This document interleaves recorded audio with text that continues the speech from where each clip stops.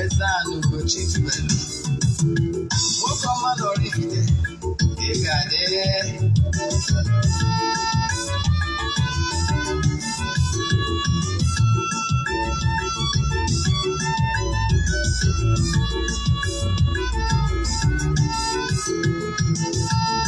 Ọdịnala bụ eziokwu, ọdịnala bụ ụzọ ndụ. Ị ma na o nwere olu na-eti mkpu na-asị, ụmụ Igbo chigharịa, ụmụ Igbo chigharịa. Kwa mbọsị ọ na-eti, n'ụtụtụ na abalị ọ nọ na nkụzi. Eze-Ana, Eze-Ana Ugochi tubelu, onye ọma na oraifite, onye mgbasa ozi, ozi ọma ọdịnala gaba n'ihu. Eze-Ana Ugochi tubelu, onye ọmalịcha eme ọnụ. Ọdịnala bụ ụzọ ndụ gaba n'ihu.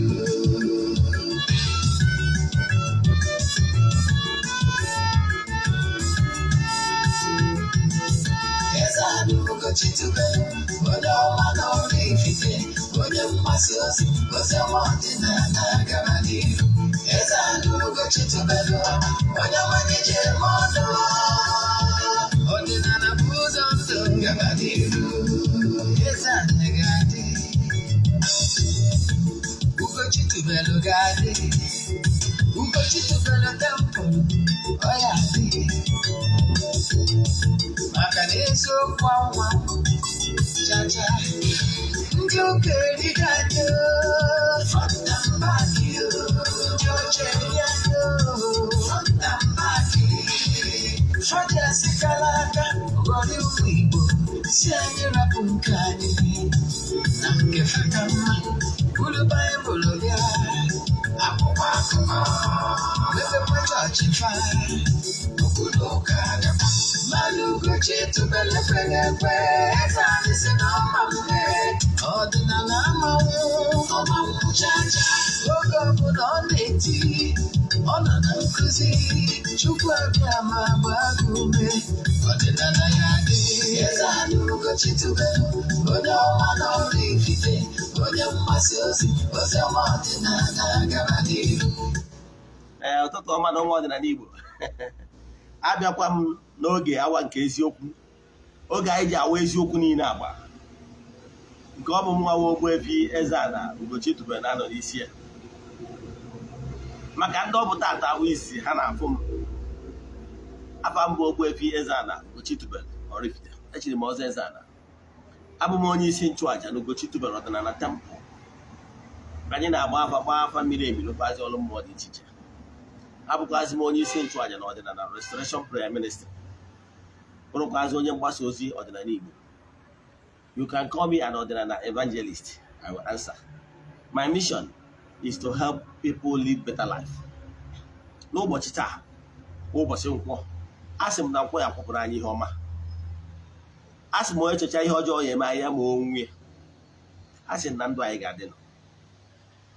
Asị m na ilo na-asị na-egwu ana, ọfọ na ogu enwere mgbochi. Asị m onye si anyị nwe onye anwụọ ka anyị jee akwụ ya ise. N'ụbọchị taa, isiokwu anyị ji bịa bụ what you must know as a called one that really wish to follow the call, the calling. I just want to address earnest seekers only. If you are a called one but you are not interested whatsoever to answer your call, sorry, this message is not for you. Mana before I gaba n'iru, ọkwa dị mkpa. Echefuna na aja anyị na-achụ kwa ọnwa aja mbunye elu, aja ịpụta ihe, aja esigo na ya bunye ndị mmadụ elu. Ọ bụrụ na ị chọrọ isonye na nke ọnwa na-abịa na sorry, April. Etu ị ga-esi book ya, ndị na-ebook bụ mbụ amarago ka esi eme ya. Mana maka gị gbagba onye ọfụ, he ga-eme we forward ya 3 prayer requests. Email donation token to the account number. A chat is them na WhatsApp 08057837672. I repeat, 08057837672. Ka I gwazie gị other details I need from you in order to book you. Nke a bụ ọkwa nke dị mkpa. Ọkwa ọzọ dị mkpa anyị ka na-ekwukwa na every Monday and Thursdays bụ ụbọchị anyị ji enwe counseling administration. Ụbọchị m ji ekwubi okwu n'isi ndị niile anyị na-arụ n'ọrụ mmụọ dị iche iche all over the globe. My children of the temple and the friends of the temple and our fans all over the globe. Ọgwa ndị chọrọ isonye na ikwubi okwu dị etu a, chat me for appointment. Counseling bụ free. Ikwubi okwu bụ free, mana ịgba afa na-akwụ ụgwọ. Yes. Ọgwa ọzọ dịkwa mkpa na ị kwesịrị ịma. Ọ bụrụ na ịnọ anywhere around Anambra State and mana ị chọrọ ka a zụọ gị n'ihe gbasara ime ejije akpọrọ movie, then ị nwere ike indicate ya, send them message na WhatsApp nọmba m. Anyị na-enwe audition ụbọchị Monday, Thursdays and the Sundays. Yes, agwara m gị, we are planning to build an epic movie village in Oraifite here. Ọ ka anyị si kwado na-arụ anụ. Then nke ọzọ m chọrọ dị ọkwa mkpa ọzọ m chọrọ enwe mmanụ before anyị gaba n'iru n'ihe anyị ji bịa bụ echefuna. Ọ bụrụ na ị chọrọ watch any our movie from the rejected Ofo and the other ones coming, I will no longer post my movie on this platform. That's my YouTube channel. Of course, Facebook, you will not see it there. What you can only see here is only promo. You understand? Yes. If you watch any of the movie, I keep saying, our movie, Arabian water uniqueness in Nollywood. All through life stories. But for the ending cousin, kind of put into acting. Now, over nature watch ya, any of my new recently created YouTube channels, you just watch ya our movies. I can tell you now season 9, season 10, and the final season, the end, season 11, is already on YouTube. My name is my YouTube channel, Ogbuefi Eze-Ana. No. You watch ya, my movie channel I created recently. Ugochi movie productions. I watch ya from season 1 to season 11, the end. More we our another YouTube channel, Nollywood. That's not a Nigerian or the Nollywood movies. Yes, about where we watch the movie from season 1 to season 11. But I can tell you, before this week runs out, maybe by Friday or Thursday, you can watch the entire movie. I beg you watch an entire movie. Or if you don't want to watch in series, in seasons, you go to Ugochi movie productions. You thereby watch at the entire movie. Yes. Then I check I post season 10 and 11 on my platform. Sorry, you go for the channel Maka movie. Yes. Then this show why the Maka piano bochita. I really want to speak to Ndakwarolo that really wish to answer their call. Only mistake in the madu name, and that mistake can correct. I know what it was a massive mono on your Obona Bologolo, King is Apologolo, the too many, but I will give some instances. Oboni Jago Noka. I want to get Pololo, Goya Pololo. Whether Monia one Alono Usoroka, one Alono Usorodina. Onya Pololo, a code one is a code one. Yes. Then, Obona Wezigogozi, Basar call again.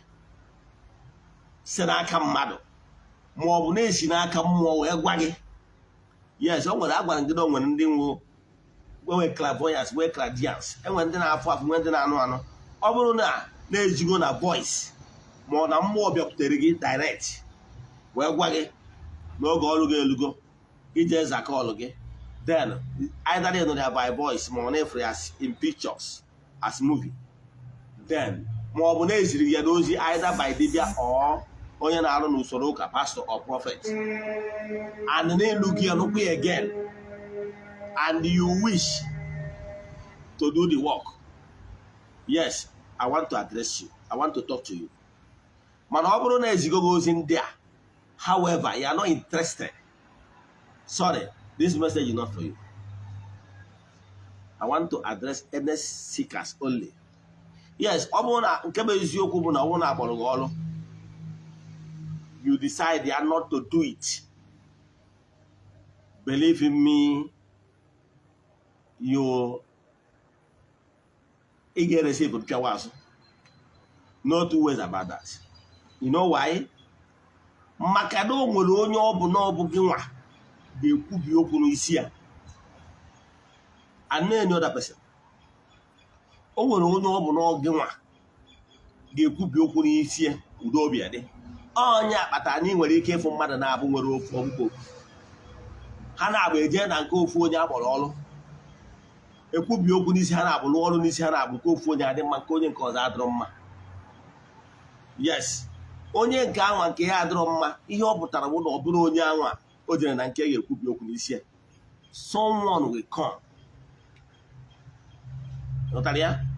Yes, ọ bụrụ taa ka e nwebelu onye ọ bụ n'ọnya.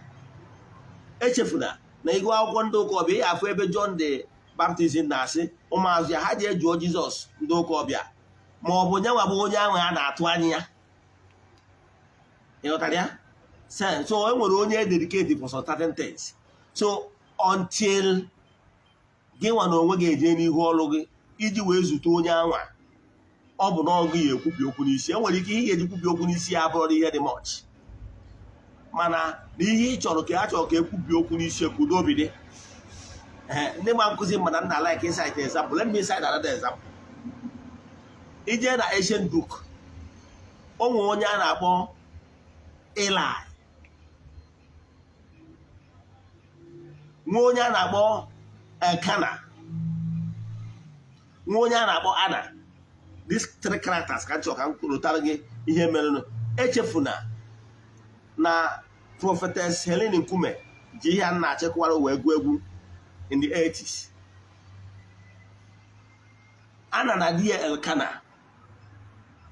Echefuna na Ana na Elkana bụ die na anụ nwaanyị na-abụ. Ana bụ the second wife, but Elkana loved Ana so much, mana Ana amụtara nwa.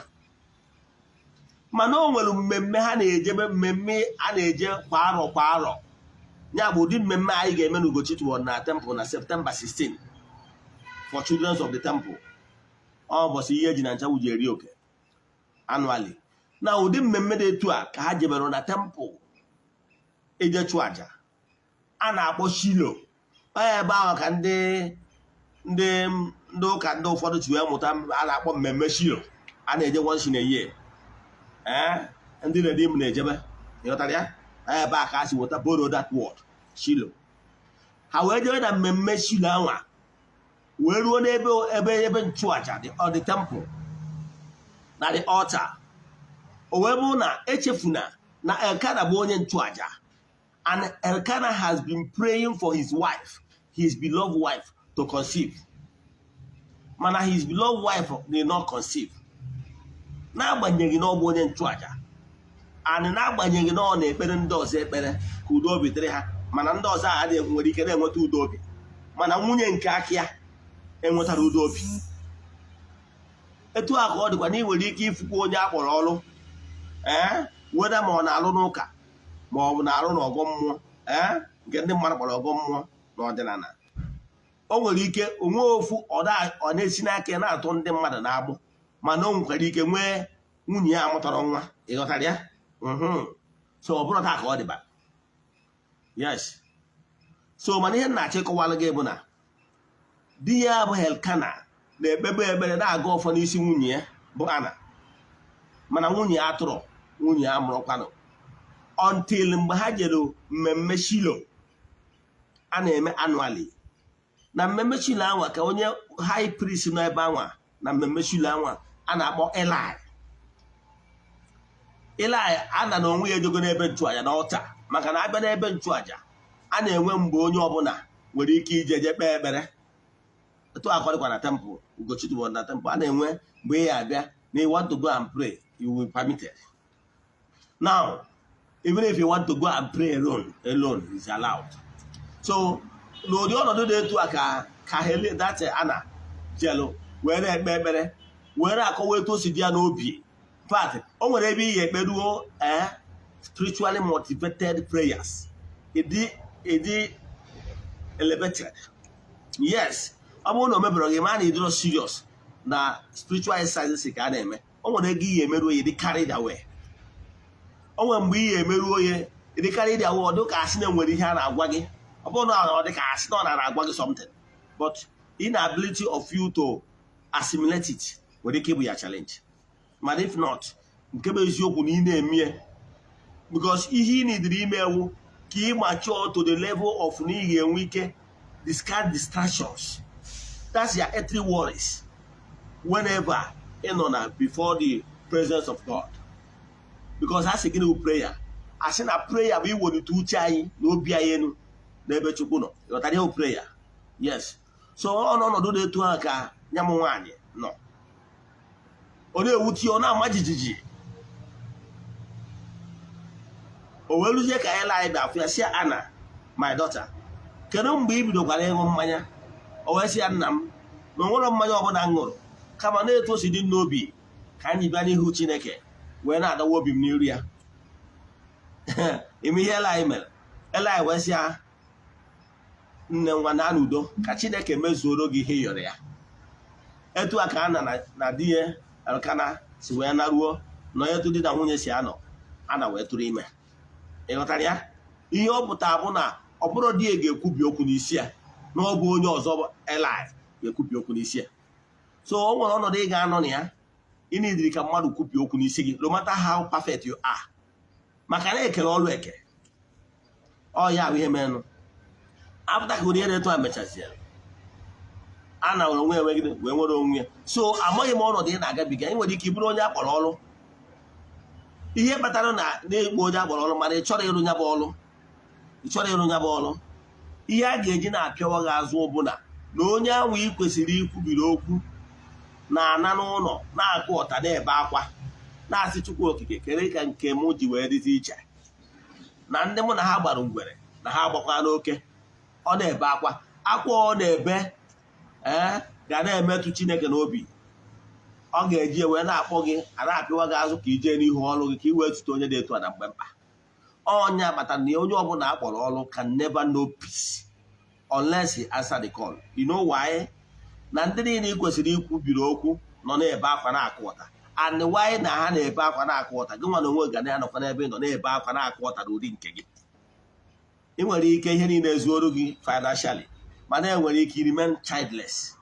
Ị nwere ike mụta ndị mụtara bụ ndị gara awa gị isi. A ga-enwerịrị ebe esi enye gị mpịawa azụ maka na ị jụrụ ime ka ndị nke ọzọ nwee udo obi. Ndị kwesịrị isi n'aka mee ka ha nwee udo obi. So nwatakịrị sị na nne ya amaala ha ụla amaala ha okwu nke ya maka na o ji mmadụ na ji onwe. Ịghọtara ya? So ọnya ahụ ihe mere ya. So achọghị m adresị ndị niile gbara ọsọ ọrụ dịka Jona. O nwere ndị gbara ọsọ ọrụ dịka Jona mana let me tell you one thing.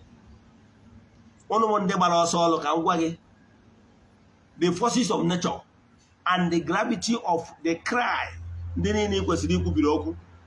Ndị niile ghara anya sị na ị na-agba ọsọ maka ihe ị na-eche ihe ndị mmadụ ga-ekwu ọkwa eziokwu na gị na mpịawa karịrị Jona. Maka ndị echefugoro akụkọ maka Jona.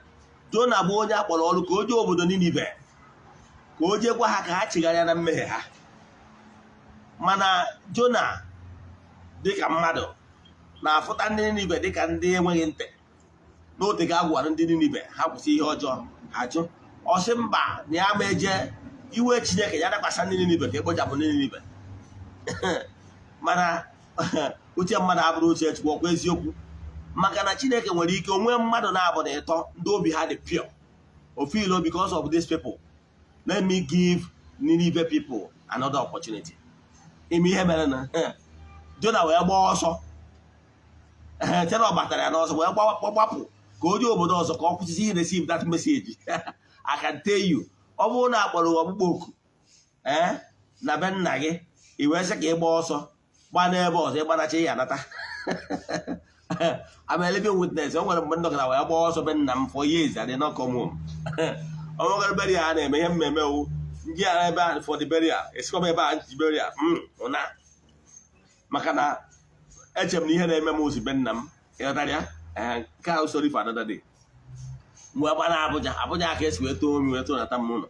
Ihe m na-achọ ịgwa bụ na nke mere Jona bụ na Jona ji banye n'ụgbọ na ụdị na ya na-eri mbọmbọ ime eme Jona n'ime ụgbọ ahụ ọ nọ eburu mmiri bido tụba because that's na righteousness exalt a nation but sin is a reproach. Ezi omume na-ewuni mba, ajọ omume na-akwada mba. O wee bụ na mmadụ ji na ya eme ihe sọrọ ya nọ wee gbaa ọsọ ịma na ebunu mmiri bido tụba ndị nọ n'ime ụgbọ wee tụba ụjọ si na ụdị ebunu mmiri a na ha bere ụdị abụ na this particular ebunu mmiri na-atụrụ because their spiritual eye is open for them to receive the message. Ha si na ebunu mmiri a na-atụrụ na afụbere ụdị a mbụ na something is wrong somewhere because na ha dị spiritually alert, the occupant of the boat. They are spiritually alert. Ha si na ụdị ebunu mmiri a na-atụrụ that somebody must have in one way or the other incurred the wrath of the Almighty Father. I was saying that this ebunu mmiri is unusual. Imi hamel. I was saying ha fenza. Imi ya ifenza. Ifenza we gba afa. Yes. Na ịgba afa o nwere ihe anyị na-akpọsi ka gije ka ogu. Example na-achọ kụrụ onye mere ihe a. Asị gije ka ogu. Ịkọta ogu iwere ogu a kwubi okwu baa ogu ahụ afa. Lese na na-achọ ka amarụ na-eme Chukwuemeka ma ọ bụ Ifeanyị nụrụ ihe na-esi dị n'obodo. Iweta ogu nke a ịbaa ya Chukwuemeka idebe ya ikwubi okwu na edebe ya o nwere ka esi eme ya wụọ ya aja. Iweta nke ọzọ gbaa ya Ifeanyị ikwubikwa okwu idewekwa ya onye na-agbazi afa ya atụ okwu n'ime mmadụ na-abakọrọ onye bụ decree of ihe a na-ekwu maka ya ọdịnala Igbo. So ụdị nza ka ha fere ha fecha nza o wee ma Jona awasị o Jona ọgụnwa bụ onye na-emere ihe a ejiche na ha niile n'iyi. Ha wee sị mba na ọ bụrụ na ha tụpụrụ Jona n'ime ụgbọ a na-aga na ha niile n'iyi. Ịghọtara ya? Ewee tụpụ Jona n'ime mmiri nnukwu azụ shark wee buru Jona. Mana ihe nna chekwarụ na ọ bụrụ na ha ejiri akọ na uche ha wee mee nke a, the forces of nature can turn up that ụgbọ upside down. Mmadụ niile na n'iyi. Ịmara? Yes. Let me tell you about nature. Enwere ihe a na-akpọrọ wrong positioning. Enwe casualty. Casualty is natural. Ka mmadụ ga-atụ. Ị nwere ike jee na mango chara na be ụnụ. Ị chọọ ka ịghọta mango nke chara acha. Nke a chara acha sokwu eda ọkwa eziokwu. All wrong positioning. So o nwere asị na ụdị Igbo na-atụ ilu na isi kwuchiri ụzọ na-eri ube mma. So you by standing where you are not supposed to stand, you can receive bulala that is meant for another person. You got that? So akpọ nne gị ọlụ. Yes, onye akpatara the mystery ka na chịkọwala gị. Onye akpatara na-enwere ike kpọọ nne ọlụ ma ọ kpọọ nna ọlụ. Nne ma ọ bụ nna jụ na ha ya alụ ọlụ akpọrọ ha ọlụ. Ajiri ụmụ ha na-apịawa ha azụ. Ị ghọtara ya? Ha ga-eso ka a na-apịa nne ka a na-apịa nna ka a na-apịa ụmụazị. Onye ka ndị be anyị na-akpọ fifidarịda. Ị ghọtara ya? Anyị apịa onye ọbụla. So unless na o nwere onye n'ime ha dị smart mara ihe na-emenụ ma agbụrụ m na aka ya adịrị ya na ihe ya ma ya amụ ya ịma na onye dị etu a dị smart. If not, ọ ga-osu imi osu anya. Ị ghọtara ya? So mana ka m gwa ya etu nature si arụ ọrụ. E wee kpọrọ Jona buje n'obodo Ninive kpọpụta ya ka Jona jee n'ihu ọrịa ya kwubie okwu asị akwubie n'isi ndị mmadụ. Ime ihe Jona mere Jona wee jee chọọ isi n'ebe anwa si mba ka ya zigoro nke m ike na anwụ nke a dị too much wee jee ka o jee zere ndo shelter. He was looking for shelter n'okpuru osisi because of the anger of the forces of nature, of the elemental beings in Yemen. That particular tree on there, natural shelter, I make that tree instantly to make sure that John ain't any form of shelter.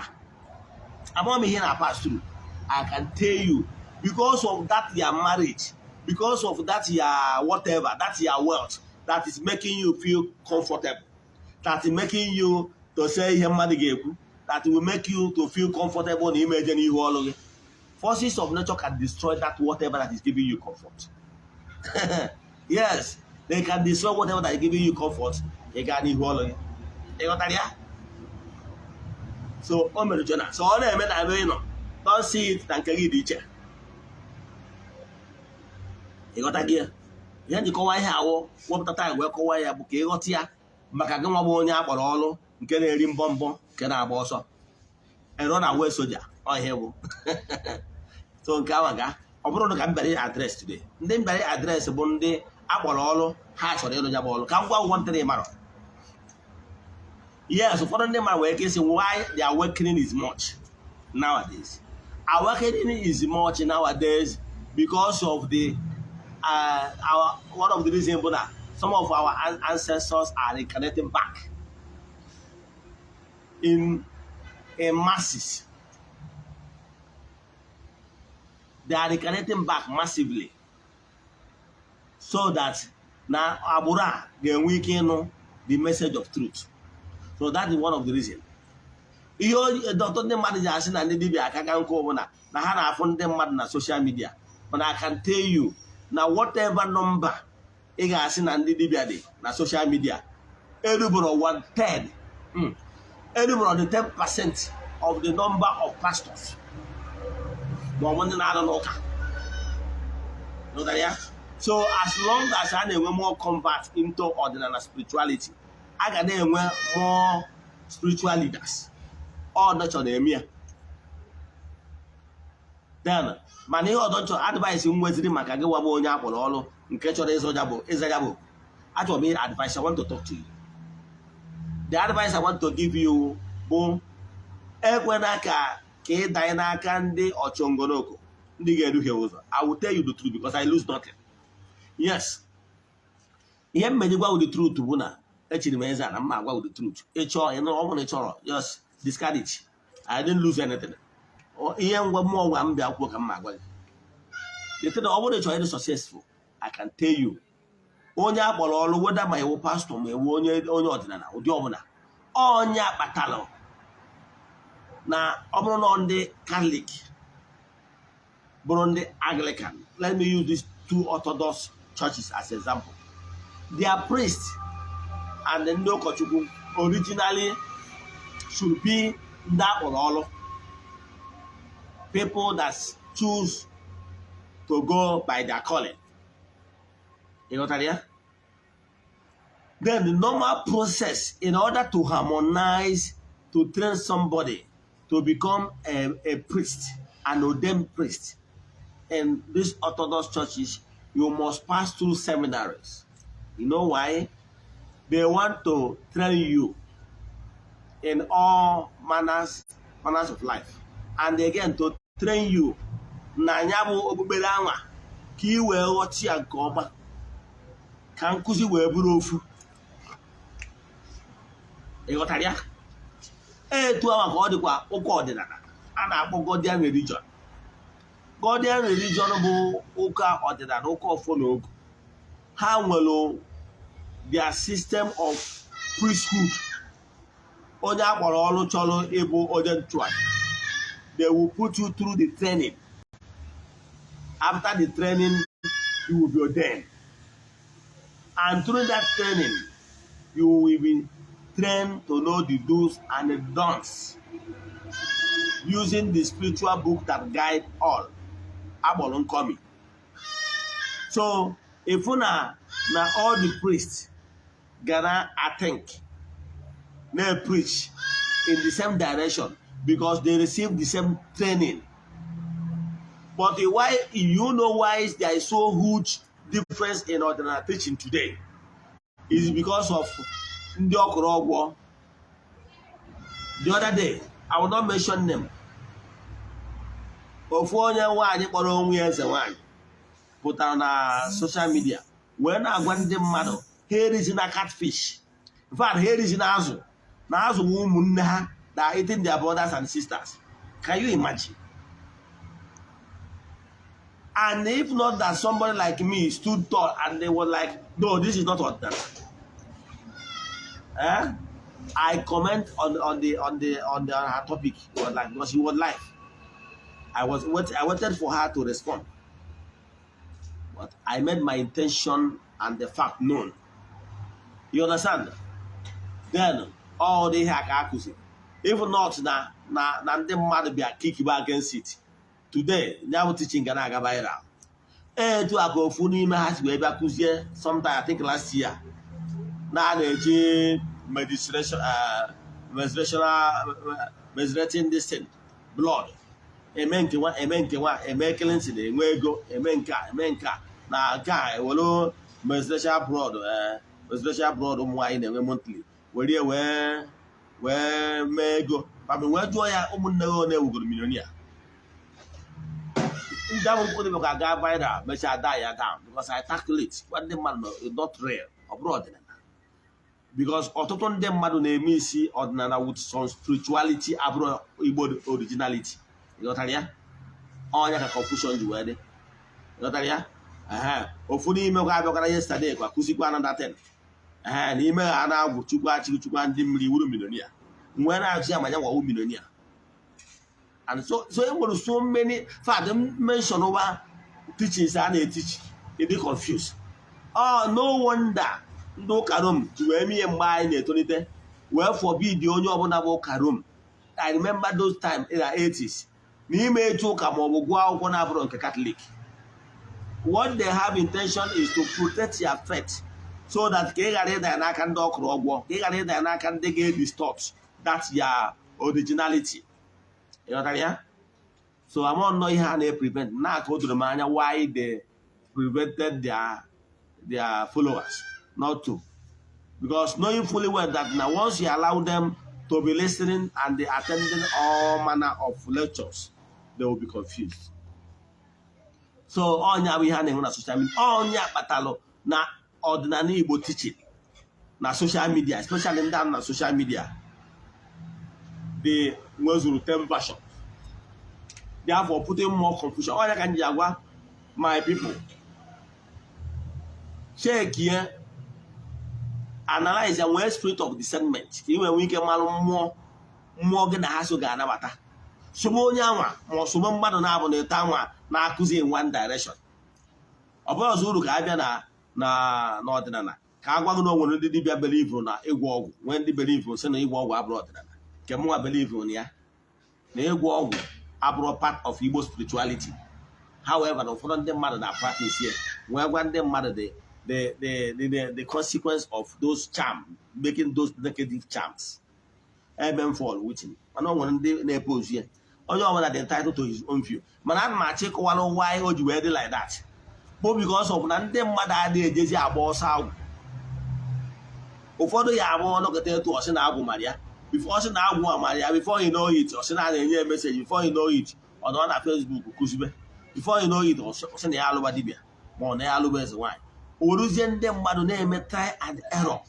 Yendi Eduri Yamana, your name will make or one or walk, or menka, you know, and by so doing causing more confusion. Manan Marche Waggy. Although they should succeed, but I didn't name it like this. Believe in me, and they will not go far. Believe in me, they will never go far. Although they should get far and all one. Your money they get the house, hardly them to the right person. Don't even come to my phone because it wasn't there's no space again. It wants space. You understand? It wants space. Some people are even renting house. Many places. I went to so when I before to see as far as all the chat. And I before to see name. Man of Bronya can name. Man, you're not check while you ever open a no. To a dibia more than a battle within your locality. Dear Bound, dear boss out. In case you will not want a battle south, you will not reach the peak you will not reach the peak, you that top area. That in afụ any successful dibia afụ. A man that dibia either na dibia dị na befa. That is dibia dị na befa na odina o nwere ike ọ bụrụ nna ya ma ọ bụ nna nna ya ma ọ bụ nna nne ya. Ọ na-anọ na-efolo as a small boy wee na-eto. Ma ọ bụ na o jelu na be mmadụ ọnwụ na nne ma ọ bụ nne ya akụziri ya nọ ụdị ya na nke mmadụ jee gba ọsọ ahụ mụta 1 or 2 onye ahụ wee dọrịa ihu akwụkwọ ya onye ahụ wee seti ọkwụrụ a ga-enwerịrị onye gị adọrọ uchi ọ ga-enwerịrị onye bụ nna ọlụ gị ihe mmiri banye dọrọ uchi bụ onye ga-akwụtoro gị enwerịrị spiritual force ga-aba ihu ọlụ gị ka ọlụ gị wee na-aga. Don't mind anybody that is telling you just kpọkọtara ndị mmiri ozugbo iburu m ike ịlụwa ọlụ.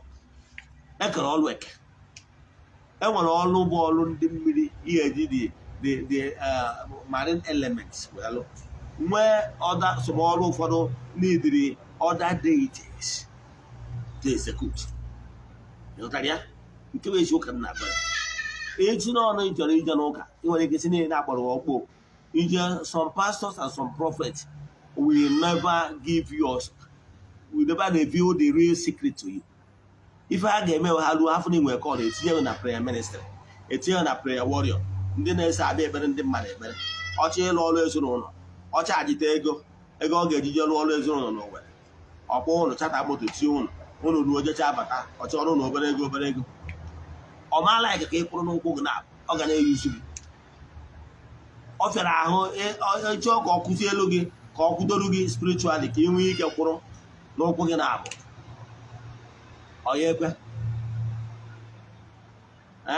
Ọ nwere ndị na ụdị na ha chọrọ ịkwụ n'ụkwụ ha na-abụ ọ bụrụ nwaanyị o je na-ala ahụ wuchi prọfet ya ka ọ n'ụdị ka o wee dọrịa chi ihe ọ na-eme gị mmekasị maka ihe niile ọ na-eme gị abụrụ ya ọ ya gwakwu the truth. Etu a ka ọ dịkwu n'ọdịnala n'ihi nwere call don't allow anybody to sleep with you in the name na ọ chọrọ ịkwụba gị ihe ahụ o mere wu mmekasị eriri ya eri. Ịghọtara ya enwere ihe dịka ụdị ihe anwa enwekwa ihe dịka ụdị ka ya transfer power by sleeping with you ụdị ha adọrọ he ji ekwu ihe abụ ka ị gara ije rie gị ọrụ ị na-akakwugharị by then enwere ike nalụ gị wọta ebe ọ bụla nwa onyinye amara gị nwoke fọrọ afọ ịma ọnọdụ possible. So ihe na-achọ ịkụwalụ gị let ya ọlụ ihe gbasara ọlụ bụrụ ihe gbasara ọlụ jikọrọ gị na ya mentor. Don't miss it with any platonic something. Ịghọtara ya maka ọdịmma gị ka ị ghara ibe anya m anya m tụgboro.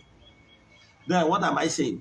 Ihe na-achọ ịkụwalụ gị bụ na ihe ị ga-eme bụ ịbịa ị mara onye mmụọ gị nabatara jee ebe a ka ọ kụziere. Let me tell you some of these things ị na-afụ na adịmechi oyibo na social media because not necessary. Some of these things ị na-afụ onye a na-arụ na social media ọ ya arụ ya ka ịmụta ihe na-arụ. Ụfọdụ dị sọ certain things otu igie n'ime ihe ọ na-alụ before ọ na-arụ ya. O nwere ebe ọ ga-elu ọjọọ because of certain things. O nwere ike ọrụ oge ọ ya ekwuchi o nwere ka ịmụ iso ya ihe ụfọdụ ji eme ya ha na-adọ followers. You can never be a perfect person in the social media because ihe niile ọ na-akụ na social media abụrụ the real deep things ị need ka iwe kwudo. Yes ka ị kwasịrị ibu anwa onye agha gwarazi gị na o nwere ọfọ na o nwere mmụọ na-eme uvudata ọrụ jenọsọ na ọ kwatara ihe ndị amoosu na-etinye ogwu magana na-etinye nshịkọ na-etinye awọ na-etinye agba anụ na-etinye ebi chere ọnya ma bịa ngwa je mee niile imesi ka ị mara ya aga ọ kọwara ọrụ gị na o nwere mmụọ eji aba aka ihu ọrụ gwara gị iwu nọta eyi. So ịpụta na Facebook ị na-emekasị ofe ihe ichere ya ụdị na-emụtara ya ido ahụ asị nwa dịcha ị na-eso onye ihe na-achọ ọgwụ onye ya apụta m debe akwa blak ma akwa white na akwa red na-agụdosi na-etinye nke a ka ọ ịfụrụ n'anya ya ihe o ji mie ka ụtọ ọ ga-atọ followers. Yes mana ọ gwarazi gị na o nwere mmụọ eji aba akị ọlụ. Yes a ga-enwerịrị mmụọ iji aba akị ọlụ depending na level ị chọrọ ijedebe. Ọ gwara gị na ọbara mmụọ ọ gwara gị ana ọ gwara gị na o nwere alụsị o ji aba aka ihu ọrịa ọ gwara gị ọ ya agwaghị doses weda ma ọ na-alụ asị pastor ma ọ na-alụ asị dibịa. Ụfọdụ na-alụ asị prọfet mana o nwere mmụọ ọ na-eji egburu anụ somewhere na-aba aka ihu ọrịa. Ịghọtara ya ụfọdụ na-alụkwa asị dibịa mana o nwere ike ọ gwara gị na o nwere mmụọ o nwere o ji aba ka iwe ọrịa ma ọ mmụọ na-eje gburu anụ somewhere. Ihe niile anyị agwaghị na social media. Okay? Yes, ọ bụghị anyị chọrọ ịnọ top, ọlị chọrọ ị na-eme batanye ọnụ ya. Okay, do that. Ị na-emedo ta level gị ha. Mana ọ bụghị anyị chọrọ ị succeed massively, then ị ga-ejeriri gbaa ọsọ agwụ na dibia of your choice, then onwe ike kụziere gị for that na ịbịa agba ọsọ agwụ anwa. Ọ bụrụ onye bụ ezigbo mmadụ, o jiri because of na ọsọ agwụ ya bịa agba wee reveal all the secret to you, and the guy bịa gị kwudoro gị. Ịma ọ na-enye mmadụ ọfọ. Yes, oge nke m agbara m ọsọ agwụ. Yes, mmụọ gwara m, gwa m na be ndị mmeje, gwa m na be ndị mmeje je gba ọsọ agwụ, gwa m limitation each and every one. O nwere ndị nji gba ọsọ agwụ na be fati today. Ụfọdụ n'ime ha na-eso na social media, then ha na-agwọ ọgwụ mana adị m agwọ ọgwụ. O nwere mmadụ na-abụ nje na be ha je gba ọsọ agwụ, ha na-agwọ ọgwụ mana adị m agwọ ọgwụ. Ngwa gwa m ihe bata na ọ chọrọ ka nje na nke ofu onye bụ na enwere ofu onye ga-alụ akpọrọ n'ụdị esi kpọm. Ihe m ga-eme nje na be onye amụta nka, je na be onye amụta nka, je na be onye amụta nka, ka m wee nwee ike inwe complete ihe a chọrọ ka m bụrụ. Ịghọtara ya? So maka ihe etu a ka si mee. Nye m ike ije na nke onye nke 2 weeks, onye ike ije na nke onye nke 1 week, onye ike ije na nke onye etu a ka si mee, enwe ike nweta ihe m chọrọ. Ịghọtara ya? To the extent na ụbọchị m na-alụ agwụ na ana nke dibịa. One of my friend ma ejiri egwu bịakwara as dibịa nye m ọfụ. Ịghọtara ya? Ọfụ ya so na ọfụ agwụ m. So mmadụ ga-akwụdo anyị nwere ihe mentọ. Onye akpatara na ọ bụrụ ndị ụka ọbịa ije seminarị emụcha akụziere gị, and onye akpatara na ndị niile pass through me Ogbuefi Eze-Ana Ugochi tubelu oraifite will never join ịgwọ ọgwụ unless onye odibia tomorrow, mana based on ihe nkụziri ya onwere. Ịghọtara ya? And they are all doing well. Nke pụrụ sọ most back ụbọchị akwa gwara m na mmadụ butere ebe nza machine a na-ere 600k iji wee nye ekele. They are all doing well. Ịghọtara ya? So ka m kwụsị ebe a. Ị na-echa vidiyo ihe ị ga-eme wụ tụsarịa ndị ọzọ, metụ aka na share button. Onwe ajụjụ ị nwere na nkụzi a ma ọ bụ na ịchọ ka agbaala gị afa mmiri, send a message na WhatsApp 08057837672. N'aha Chukwu Okike nke pụrụ ime ihe niile, onye ike niile si n'aka ya bịa, ekwubie m okwu n'isi ndị enyi anyị, the children of the temple and the friends of the temple, na ndị niile ihe anyị na-eme na-amasị, ndị nọ under the influence of my voice. N'aha Chukwu Okike nke pụrụ ime ihe niile, a sị nke ọma ka mere ha. Ndị niile a kpọrọ ọrụ, ndị amara aka ndị maọbụ aka ekpe maọbụ ebe ha ya eje, may they receive help, may they receive direction, may there be favor around them. Let them succeed in their calling massively. Asị m ihe ọ bụla onye na-eme bụ ezigbo ihe ọ na-eme wee na-emeta ego, asị ya bịara ya n'ọnụ uwe ego ka ndị nọ n'oru na ha ga-eweta ihe ọma dị na mba werata n'ụlọ. Ndị nọkwa n'Igbo na ife ọma ga-emere ha, na anyị ga-adị ka echi na echi adị agwụ agwụ. N'aha Chukwu Okike nke pụrụ ime ihe niile, onye ike niile si n'aka ya bịa, ya gazie ndụ. Ka ọ dịkwa ụdị oge a echi niile bụ ụbọchị Wednesday 9 AM. Metụ aka na share button, ya gazie ndụ.